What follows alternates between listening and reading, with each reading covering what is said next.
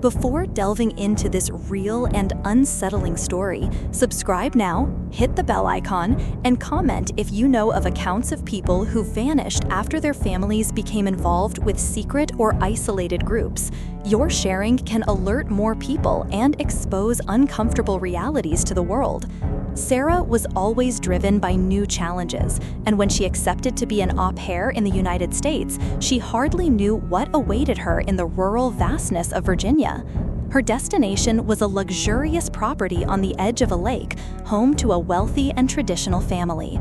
Rachel, the matriarch, was caring and kind. Greg, a sober executive, was immersed in commitments but never failed to show politeness and courtesy to the foreign employee. The couple's children were the epitome of the American upper middle class. Liam, the always lively youngest, Noah, the typical middle child, a bit lost among his siblings, and Dylan, the eldest, who soon presented himself differently from the others. Dylan, at 13, stood out not only for his intelligence, but especially for his restlessness and alert demeanor, a silent, almost permanent distrust that was in no way aggressive. He was direct, thoughtful, and always willing to question, which captivated Sarah with his authenticity and distance from conformity. The work flowed easily for her. Months turned into years, until an unexpected twist. The epicenter of everything was the arrival of Peter and June, newly arrived neighbors, friendly to the point of excess. Kind and generous, they soon invited the parents to exclusive meetings of a so-called alternative spiritual community. The group extolled a restoration of inner order, and each week, Rachel and Greg became more and more involved. At first, Sarah attributed everything to American culture: parties, exchanges of pleasantries, the natural curiosity about the new. But slowly, unsettling details began to emerge. Dinners turned into gatherings where only the group was discussed. Normalcy was undermined. Paintings and mirrors disappeared from the decor. Children's leisure and sleep routines changed. TV, video games, and even external friendships, once routine, were abolished from the house. The children had rigid schedules and began to meet only with other friends from the cult. Even Sarah, limited by her au pair contract, felt pressured by the growing isolation and the unusual rules that redefined everyone's lives. Dylan, with his critical voice, was the main point of resistance. While the others accepted the changes without much questioning, he became increasingly distant. One meeting night held at the very house where Sarah worked, it was up to her to take care of the children in the basement. The space was impeccable, far from gloomy, full of toys and cushions designed to keep everyone comfortable and away from adult conversations. During the event, Dylan came down and sat, visibly scared. His chilling whisper to Sarah marked that weekend. "They're not praying, Sarah. They're calling something. I don't want to be here when it arrives." Sarah, taken by a chill, only asked what it was. He clammed up, went to a corner, and refused to speak for the rest of the night. Each day, the atmosphere became more oppressive, as if the house protected a secret Sarah was not part of. Shortly after, the announcement came: the family would move to a retreat, exclusive to cult members. They asked Sarah to stay only until the fateful day. On the surface, the explanation was a bigger step towards true happiness. Deep down, it was the final point of any contact with the outside world. Sarah immediately suspected the tense atmosphere. One night, inadvertently overhearing a conversation, she discovered that Dylan was the impediment to the family's acceptance into the group.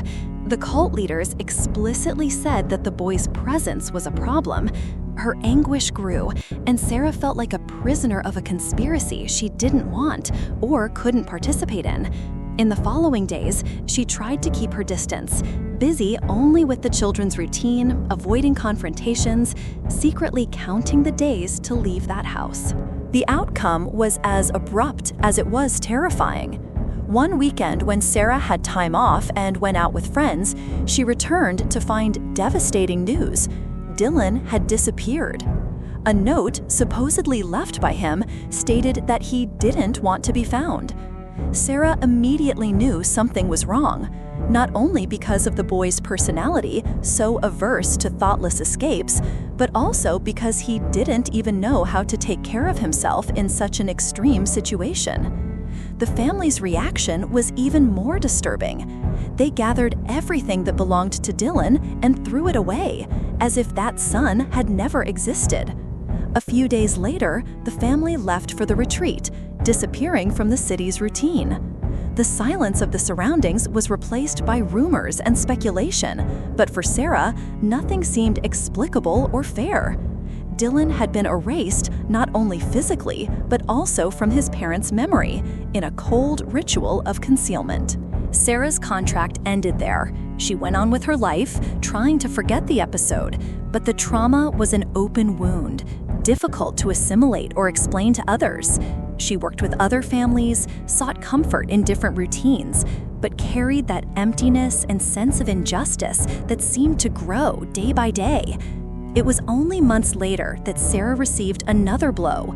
Rachel's sister, the boy's aunt, contacted her, concerned about the complete lack of news and the impossibility of direct communication. The retreat did not allow phone calls. Responses came in letters, written only by group members, reviewed before being sent. Sarah told everything she knew, including about Dylan, openly questioning if there was any news about his whereabouts. She was surprised by the answer. According to the aunt, Dylan was indeed there, writing letters with the family, signing, reporting his routine and experiences. Sarah was perplexed. She herself had witnessed the boy's disappearance. She saw the family discard all his belongings, witnessed the silent anguish, the refusal to talk about the subject.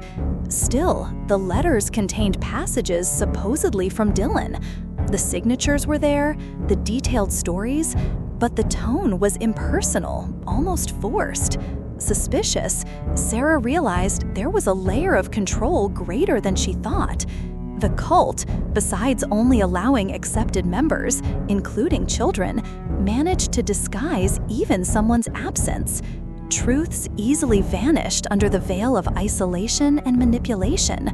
Sarah never knew if Dylan was alive, if he had truly written those letters, or if something much darker had happened at that retreat.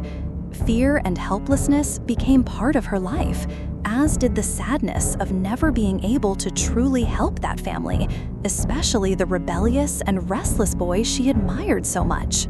Today, back in Brazil, Sarah carries not only the memory of the pain, but also the warning.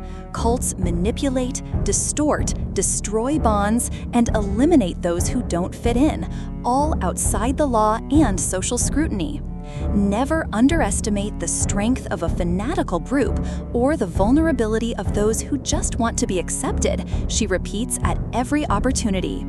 If you have witnessed a similar case, manipulation, disappearance, extreme isolation, share your story.